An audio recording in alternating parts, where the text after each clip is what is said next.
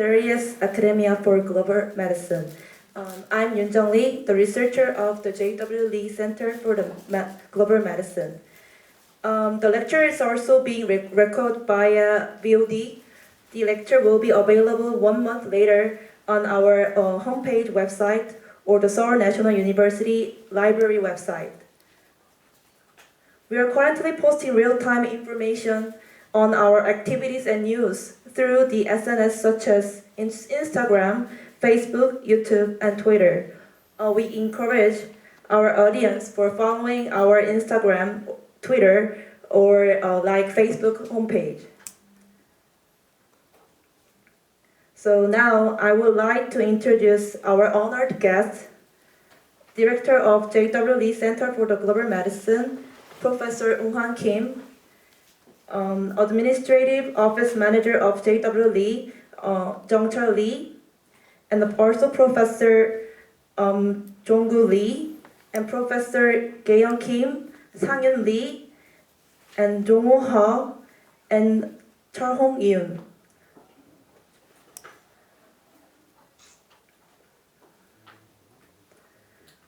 It's a great honor for me to introduce our speaker, Professor Ki Park.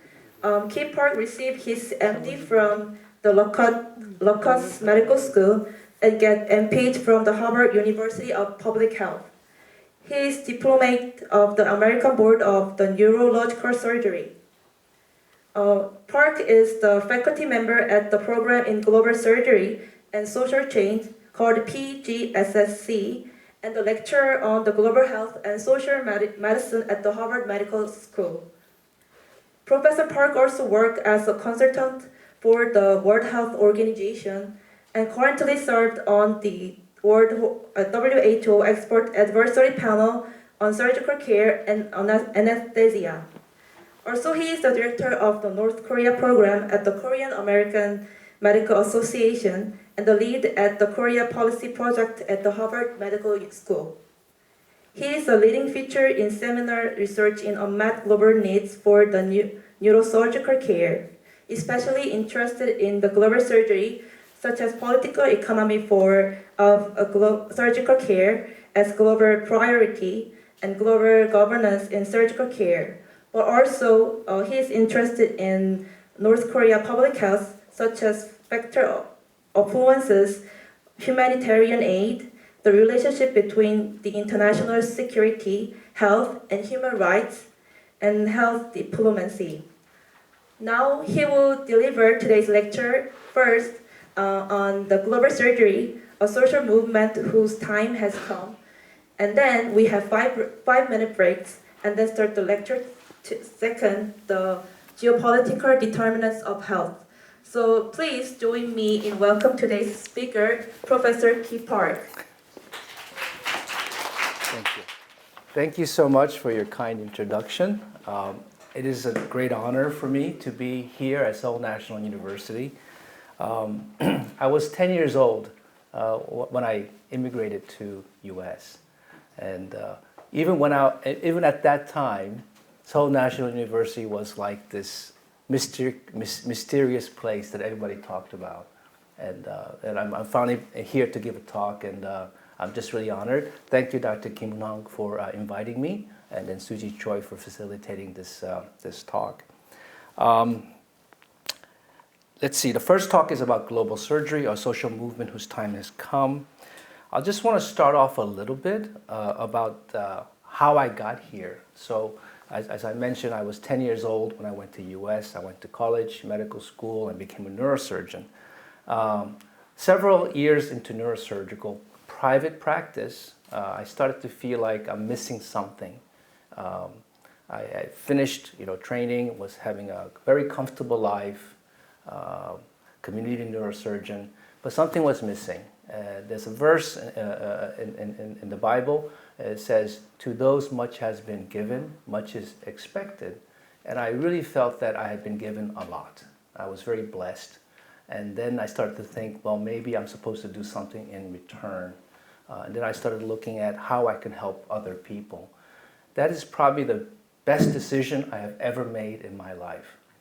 Going from working as a job to becoming someone who wants to serve those people who need help. And it's been an amazing journey for me. So how I got started was I went to Ethiopia. I enrolled in this program where you teach neurosurgery in the developing countries. So I was working at the Black Lion Hospital. I think Professor Kim may recognize, well, maybe not the sink, but I also worked at the Myeongsang Christian Medical Center. And, I learned a lot in the process. This was in 2007. I started working there as part-time, training neurosurgical residents. And I had this idea that I want to bring modern techniques, neurosurgical techniques, to a very underdeveloped country. And that's really not what they need. I really need to understand their situation better first, and then try to support them and help them become stronger, empower them. But at the beginning, that's not how I thought. I thought about, I want to make dramatic changes for the better for the Ethiopian people. So this is my journey. This is a hand drill that's used to make a burr hole. I had been using motorized drills during training and private practice. These hand drills are great because they never break down. I want to tell you a story about this girl. So I worked in Ethiopia from 2007 until 2013, part-time, going back and forth. About 3 or 4 years into it, the word got out that Dr. Park, who's an American neurosurgeon, is coming regularly to Addis Ababa. And so patients were coming from other parts of the country because all the neurosurgeons at that time were based in Addis Ababa. There were no neurosurgeons outside, 90 million people. So this girl's 10 years old. Her mother and she took a bus for 2 days to get to Addis Ababa, and we were seeing this little girl, and she fell off of a cart a year ago, and then she broke her back. But when she was injured, she could still move her legs. She had a fracture, but it was unstable, but her spinal cord was intact. Gradually, she lost complete use of her legs, and she did not see a surgeon, obviously. And her mother brought her to the hospital, says, "Can you help her?" So we took x-rays, we did CT scans, and as you could imagine, the fracture had dislocated eventually and then cut off the spinal cord. There's nothing we can do at this point surgically. And so I told, through my resident, please tell the mom, this really unfortunate that there's nothing we can do to help her. And then the mother and the resident started to talk in Amharic about some stuff. And this is the picture that was taken while this conversation was happening between the mother and the resident. And the resident turns to me and says, "Dr. Park, the mom is asking if there's any place in Addis Ababa where she can leave this daughter behind because she has 3 other children back home." And my mouth just came open because I have 3 daughters. Can you imagine what it takes for a parent to ask their child to be left behind? And that's when it hit me that it's not surgical skills that's the problem, the root cause. And the root cause is poverty. These people are poor. And gradually I began to realize when I say the problem is because these people are poor, that's the wrong way to look at it. It's the fact that the rich people refuse to share the wealth with the poor. The problem is not with them, the problem is with us, the rich people. And this is what drove me eventually to get into global health, social justice, and advocating for the poor. I direct my sentiments at the rich people. We have a responsibility, and we're not doing enough. What happened with this girl is that we collected money, and then we gave it to the mom and says, "Please take your daughter back home." And I'm not sure what happened after that. In 2013, in Cambodia, the neurosurgeons had started a neurosurgical training program. And they contacted me and said, can you come and help train, help us faculty? And this time, my wife and my 3 daughters, well, my wife agreed to move the whole family to Cambodia and live there. My daughters were not too happy about that, but eventually they got to adjust to it. I worked in a government hospital. It's called Preah Kosamak Hospital. And I worked in the neurosurgery department. And I started to make some observations that were different than when I would visit Ethiopia for a week or 2 weeks at a time. I was working with the residents, seeing patients before and after, and started to figure out the problem isn't training more neurosurgeons.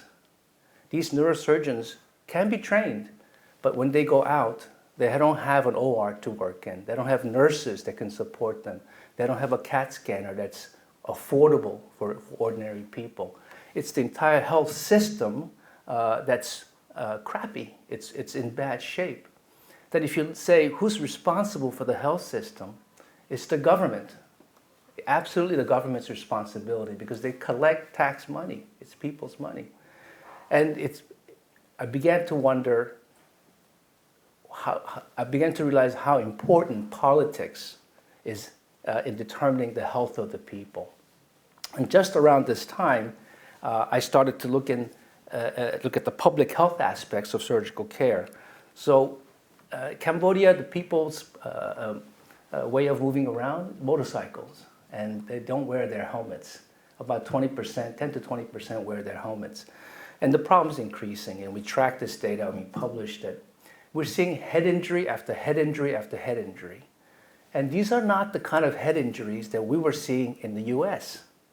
In the US, we have high-speed vehicles, they crash, they get subdurals, which have very bad prognosis. These young people, these people were having epidurals. These are blood clots that occur on the outside of the dura mater. The brain is fine. If you take out the epidural, they literally walk off the table and walk out of the OR. And it's a very simple operation. So I'm a neurosurgeon. I want more cases. Yes, but at the same time, I felt responsibility to highlight this public health issue.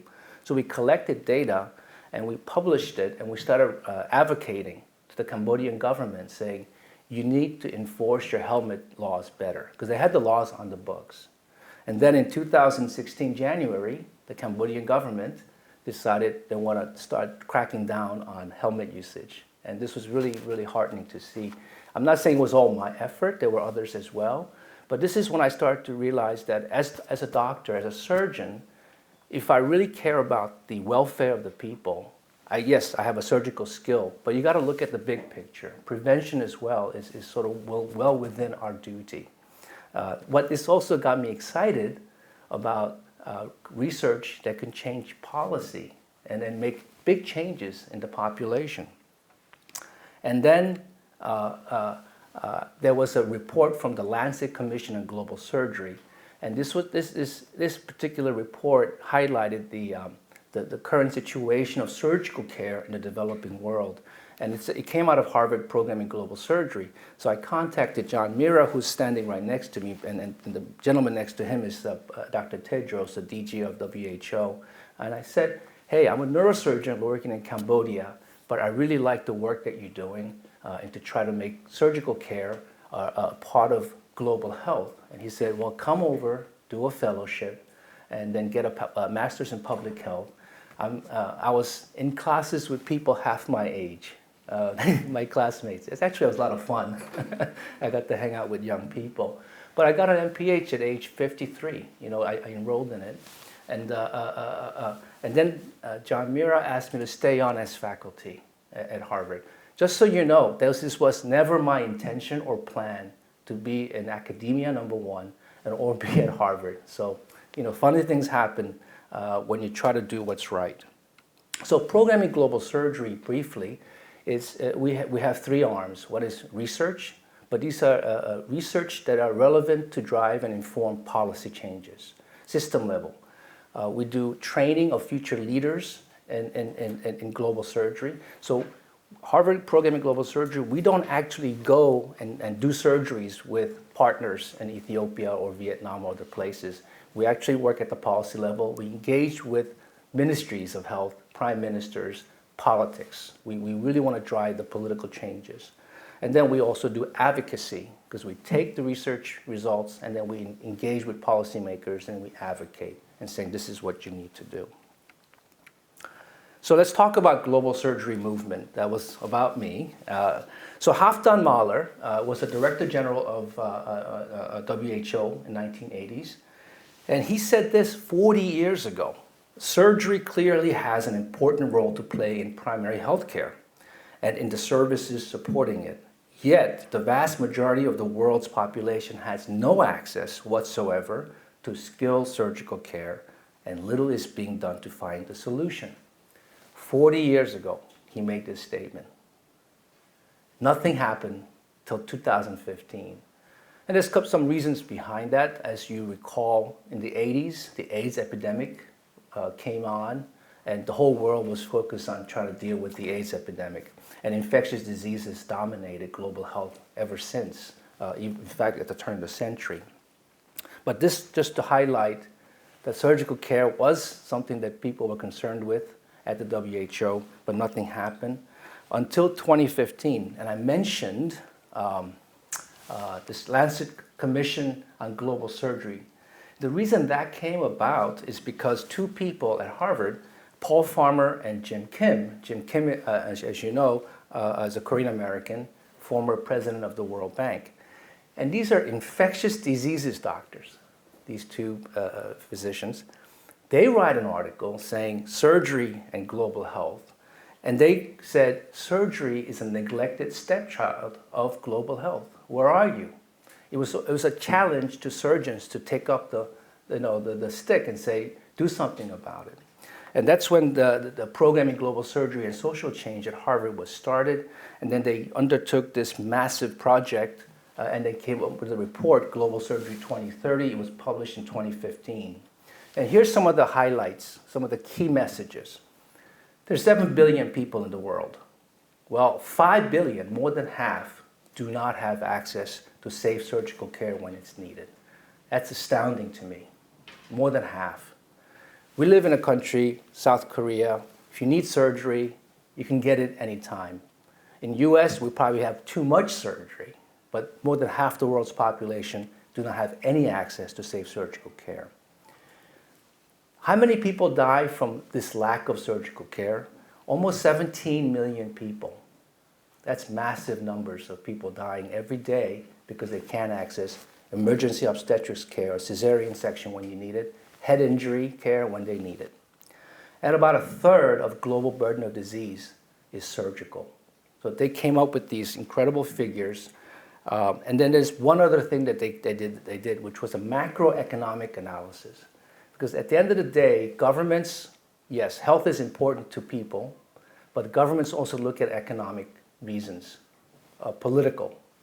So the Lancet Commission also did the research saying, listen, we need to invest $350 billion. That's about the cost of how much it would cost to scale up surgical care, essential surgical care in the developing world. But if we don't invest, failure to invest will cause a loss of GDP over the next 15 years that amounts to over $12 trillion.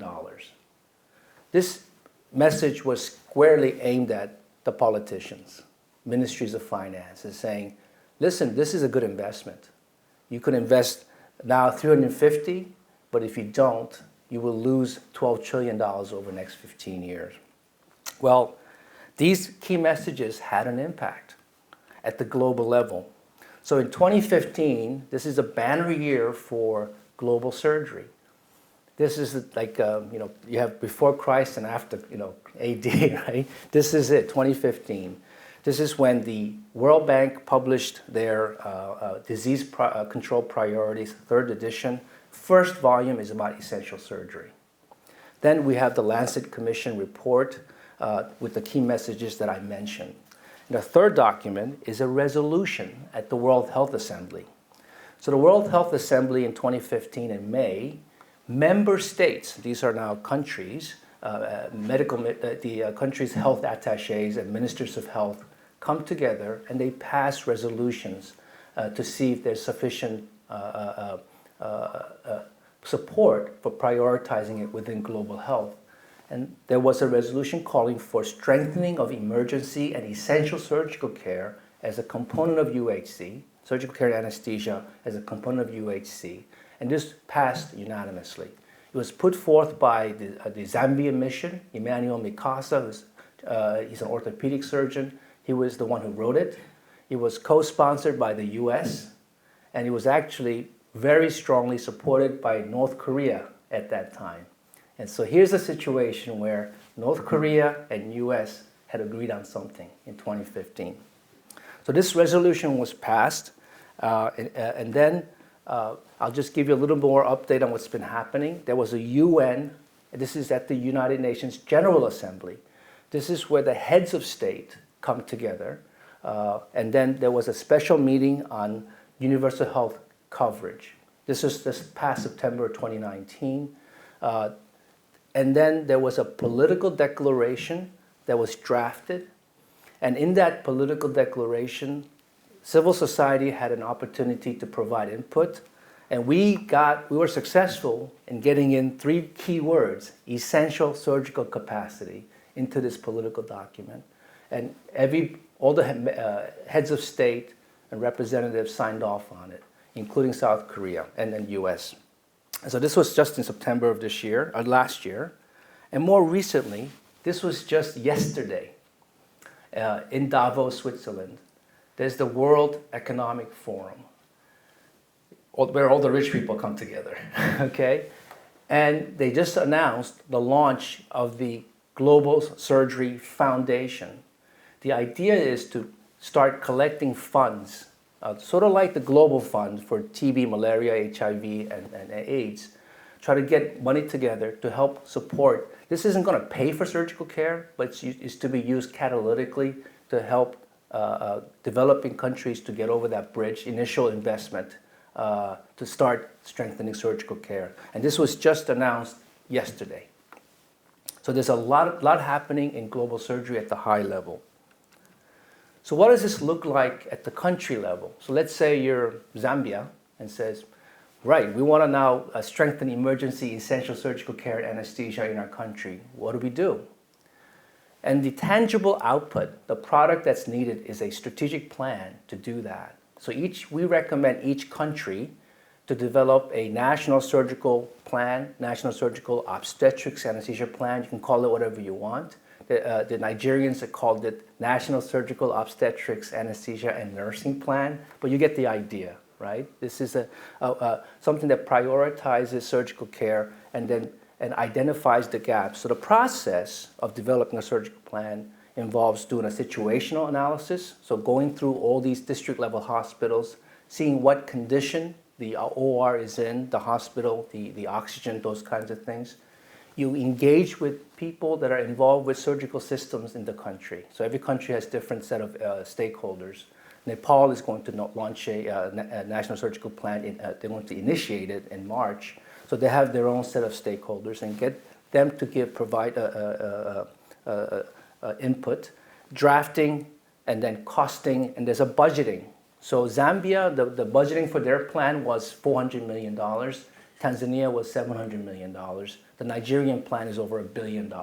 These are massive numbers. And we have been talking regularly with the World Bank about financing some of these things. And then we are getting somewhere with them as well. So this is a process of how a country will start to build capacity and strengthen their emergency essential surgical care. So what also needs to happen is what we're trying to do is develop a stronger health system, right? We talked about system level changes. A health system, a surgical system is not a health system. It has to be integrated into the overall health system of a country. And we recognize that. So this is a diagram. There's a national health policy and national health vision where they want to go. And then they have multiple plans. They have an NCD plan, malaria plan, and then there's also a surgical plan, surgical strategy. And within that, there are 6 building blocks of a health system. This is a WHO framework: workforce, infrastructure, service delivery, information management, financing, and governance. So each country goes through this exercise and develops a plan that will integrate into their national health plan and the development plan, and then goes through this cycle of development. So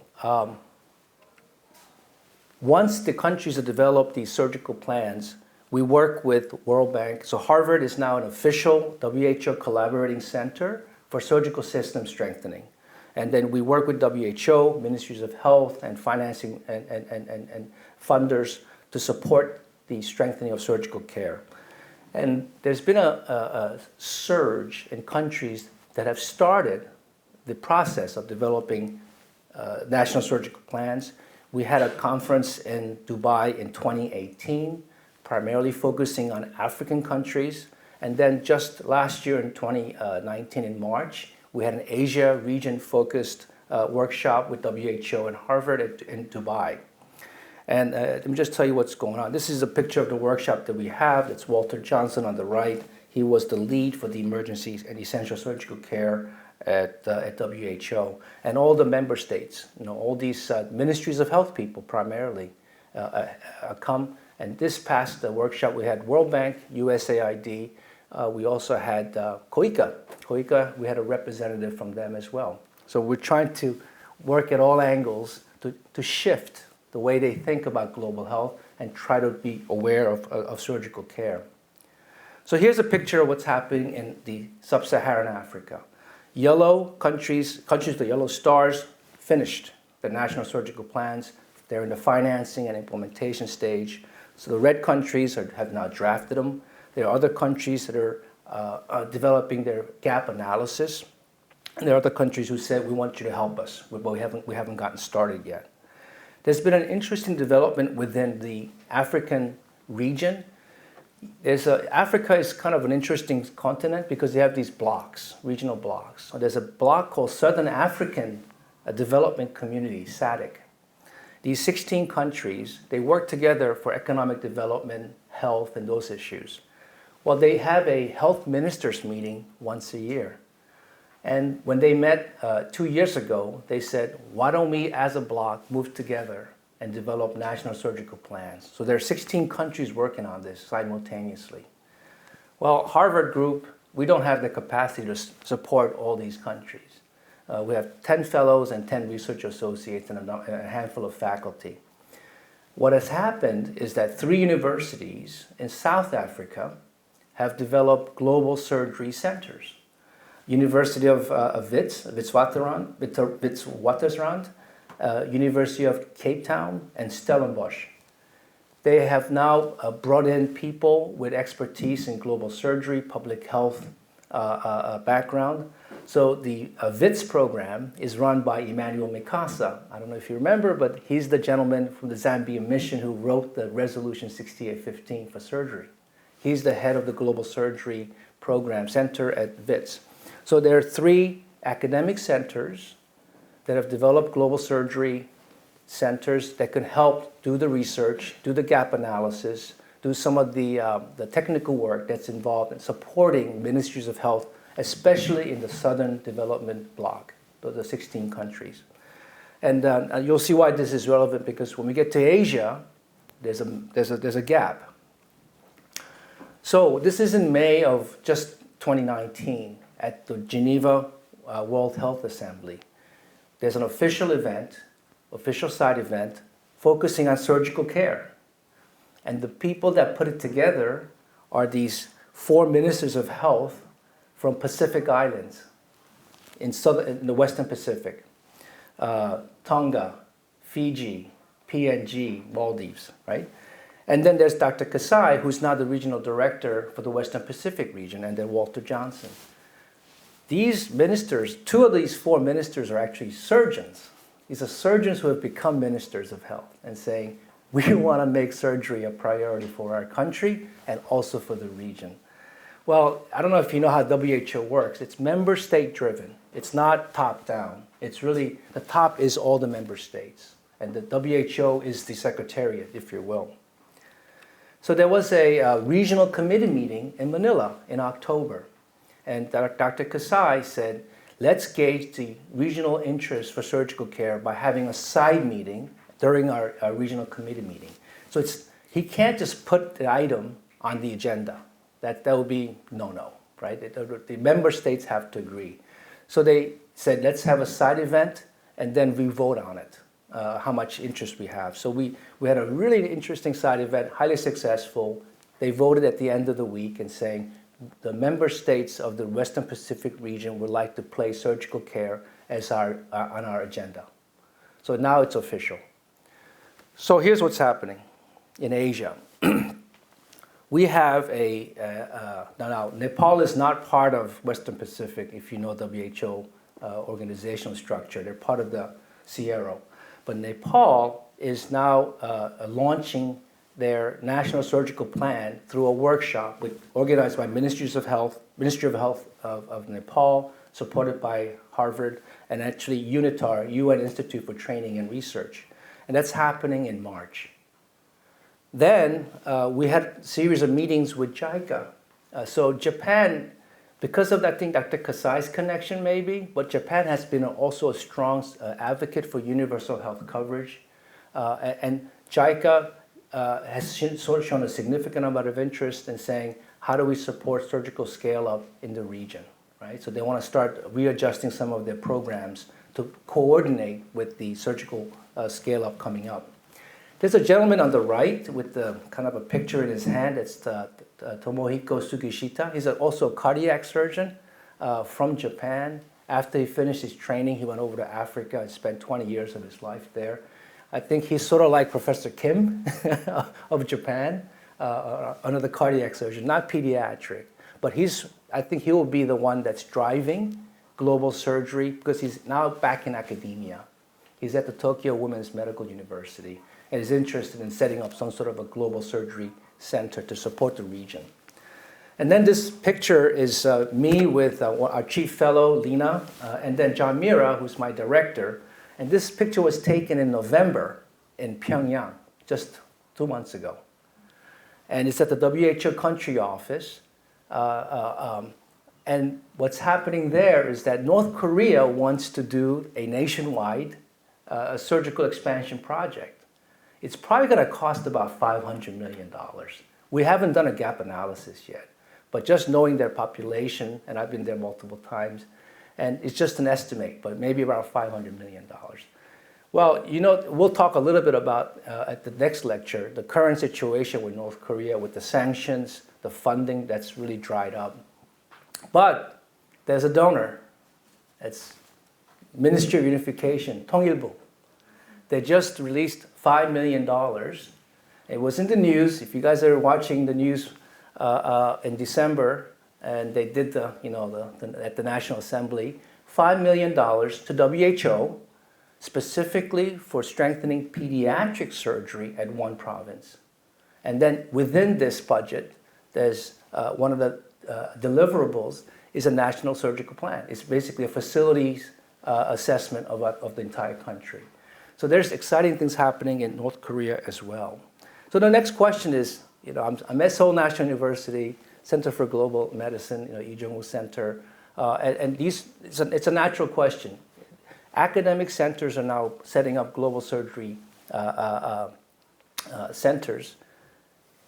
Is this something that Seoul National University may take up or not? But I think they will. I think we've been having discussions, and it's been very positive discussions so far. But it's an opportunity.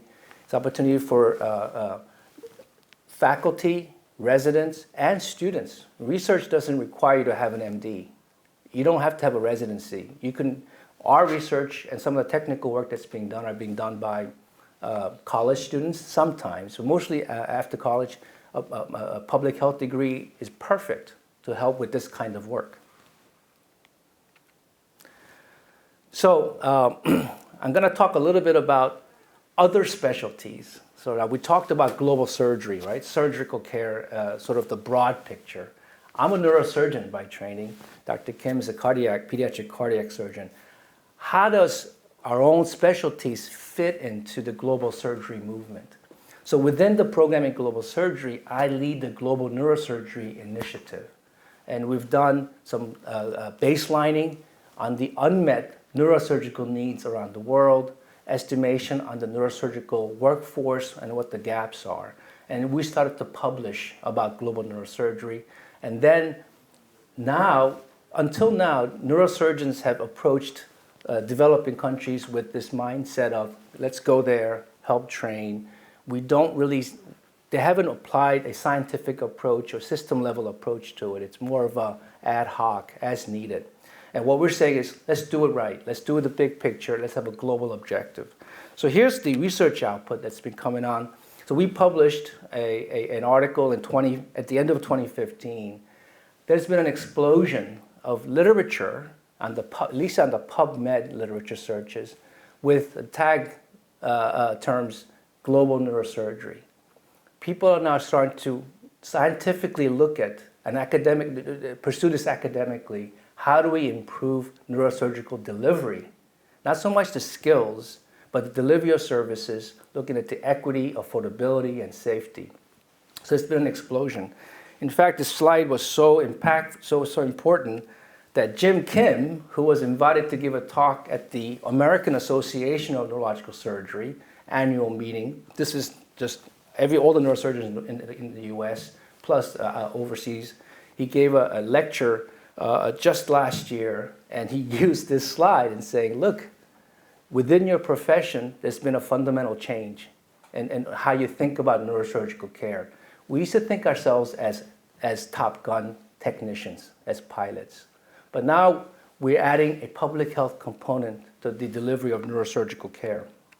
So I'm actually a co-chair of the Global Neurosurgery Committee for the World Federation of Neurosurgical Societies, and we get to coordinate all efforts and look at gaps and then make sure that all these activities are working in unison towards a global targets.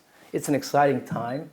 I think 10 years from now, 15 years from now, we'll look back and say, wow, the neurosurgeons are now not only technicians, but they really are good at looking at the public health aspects of neurosurgery, including prevention, system level, system strengthening, and those kinds of things.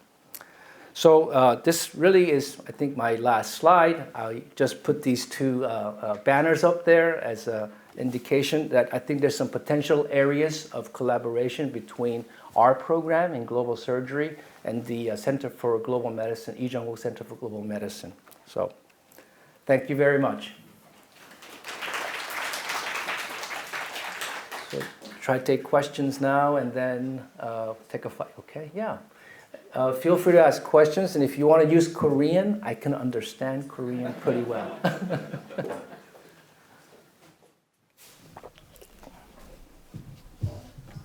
Thank you very much. Your story is really touching and impressive. One of my questions is about essential surgical capacity you mentioned.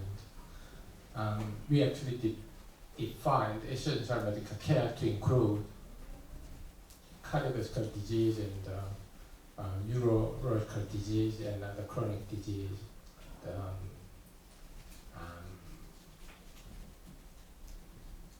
and cancer. But actually there are many surgical disciplines. For example, there are gastric surgery, stomach surgery, and other orthopedic surgery. So what would you define essential surgical capacity, because we cannot handle all of the surgical procedures and the systems and the facilities in developing countries. So what do you think about essential? No, that's an excellent question, and I should have made that clear. I didn't talk about it, and I'm going to talk about it now since you asked me, because we talk about emergency essential care, but we haven't defined it, right?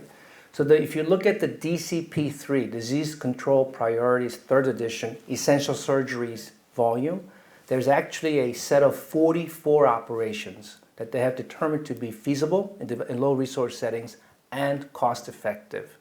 And of the 44, I think 24, 25 are designed to be delivered at the district level hospital and the rest at the second line referral hospital. This package of services include things like trauma, so injury, so long bone fractures, spine fractures on there, head injuries on there. If I'm a neurosurgeon, I don't think heart valve surgery is on there, right? Because I'm pretty sure it's not on there. But things like laparotomy for appendix, cesarean sections are on there as well. So there's a package, and I'd be happy to share with you that list. But for purpose of discussion, that's been defined. And this is where now policymakers will say, okay, we want to make sure that these procedures we can provide them. But every country could decide for themselves in this menu what they want to provide and what they don't want to provide. So it's not like a prescriptive list. It's just recommended. I don't know if that makes sense for you. And it doesn't have to be surgeons that delivers these procedures. So we just have a paper that's ready to go that talks about primary care deliverers, general practitioners. In Nepal, general practitioners actually perform cesarean sections. So the whole idea of medical school, surgical residency, and then board certified surgeon just doesn't fit really well into the global surgery context because that's a high income country paradigm, right? So in places like Vietnam, they have a two-tiered system for training neurosurgeons. They have a sort of a standard neurosurgeon who does mostly trauma because they have a ton of head injuries. But then to become a specialist neurosurgeon, you have to do additional training. So in Ethiopia, they have surgical workers, people who aren't really surgeons, but they're delivering surgical care in the communities. So these are different strategies each country can choose to use to fulfill their workforce deficits. But,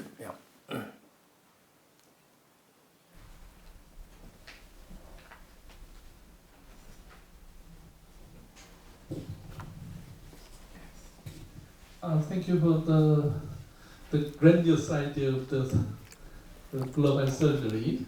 I had one question. How do you get the cooperate with the WHO? For example, do you have some designation of collaborating center or some mechanism for collaboration with the WHO? And second question, how do you involve the World Bank to this union? Great questions. Very important source for the budget. So I like to tell you that it's because we're smart, but that's not the reason. And I'll tell you about the WHO first and the World Bank second. So the person that was hired by WHO to implement this resolution is Dr. Walter Johnson. You saw his picture on some of the slides. He's actually a neurosurgeon. So I know him through my neurosurgical network. So, and then he has an MPH, and I have an MPH. So we had an automatic relationship that we used. So I was working with Dr. Johnson as a consultant and later on as an expert advisory panel member. Then I was at the program in global surgery at Harvard. So our whole team got a chance to start working in WHO. So we were sending our fellows on a rotation basis to WHO to help Dr. Johnson. The resolution called for $22 million to be budgeted to implement and support the apparatus. Well, they only had enough money to hire Dr. Johnson. And it was his job to bring in more money. This is how, it's sort of academia, how it works in here, right? So that was the connection, and we ultimately formalized this relationship with PGSSC and WHO through a collaborating center agreement. So we're officially now a WHO collaborating center. The World Bank is because of Jim Kim. Jim Kim was the chair of our department. He's a medical doctor, and he's now the president of the World Bank. So we contacted him, and he's the one that wrote the paper with Paul Farmer saying, you guys are neglected stepchildren of global health. Said, Jim, please help us.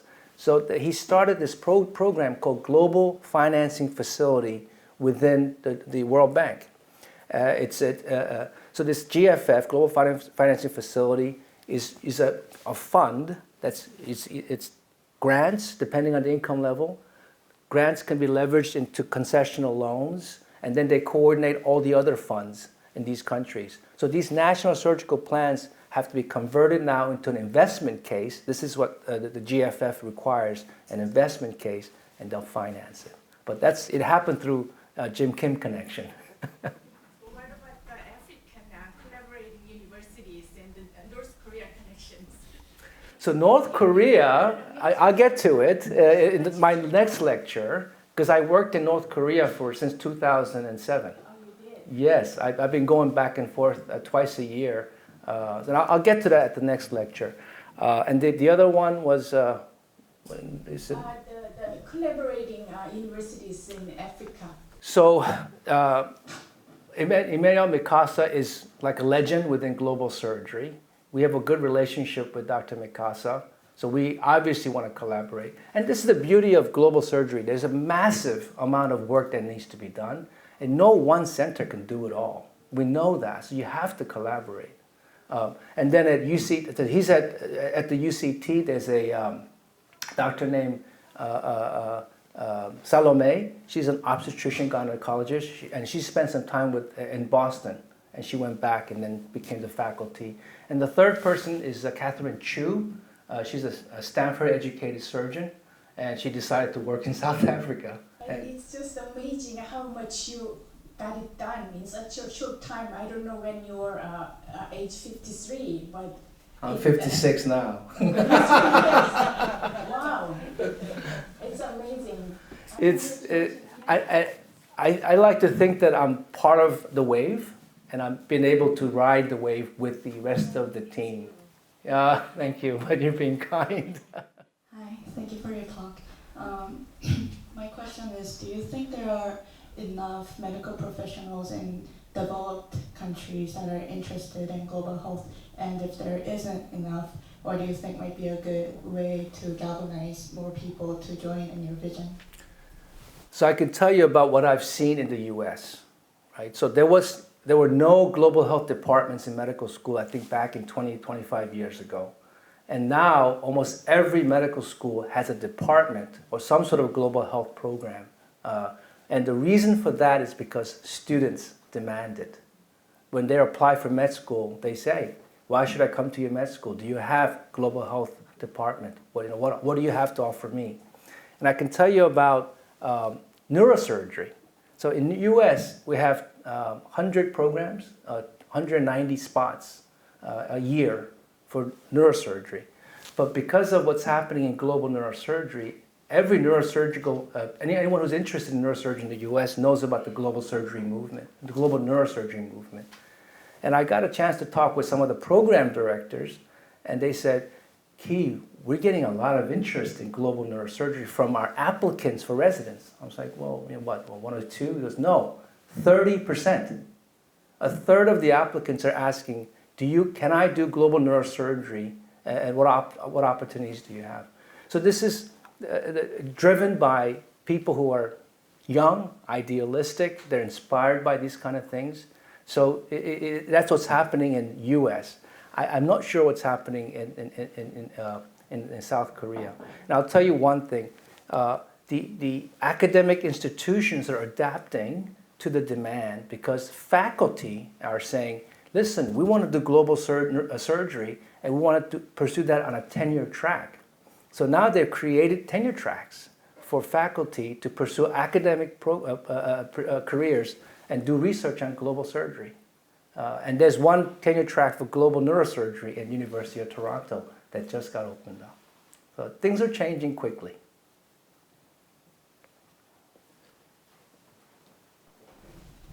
So, may I give another question? Because you said that there is a high demand for the neurosurgery, but that gives me a little concern because I understand the students, the medical doctors in developing country may want to be trained neurosurgical, the area, or cardiac surgery, or the liver transplantation or kidney transplantation. That requires high skills, probably related to some high income in the future. But that may not be with the demand, actual demand from the population in developing countries. So there, I'm not going to challenge you. I just want to discuss with you because you have a really good connection and you have a lot of resources from the big funders. But there are also a lot of priority areas in the medical service in developing countries. Even there is a really lack of access to childbirth facilities. So in that case, we need to consider what is the really demand in the developing country, and also we need to some mechanism to talk about what is the priority issue in the country. Right. So in your experience, I think the global, I'm not saying the neurosurgery is not important. It's important. I think that is essential medical care. But there are also other areas. So do you have any experience to share with other medical disciplines to talk about the priorities and working with them together fund? No, that's another excellent question. So the question is, if you're a policymaker at a ministry, a Ministry of Finance, and you have people that they have vitamin deficiencies or malnutrition, why would they invest in surgical strengthening? That kind of decision process, right? And you're absolutely right. So it's up to the country to determine what their priorities should be. And we never go to a country and says, you have to strengthen surgical care. It's up to them. And in fact, if the country's not bought into the process, we just don't even start. Right? There was an example of that in Tanzania. We had a funder who actually wanted to go into Tanzania for some reason. And we developed a beautiful national surgical plan, and now it's sitting in a shelf collecting dust, because it was never the intent of the government and the people to prioritize surgical care. It was someone else's idea. So it really has to be country-driven and prioritized. And some countries say, Cambodia said, we're not interested right now. They say, okay, this is up to you. But there are 44 countries currently with interest or starting the process of developing.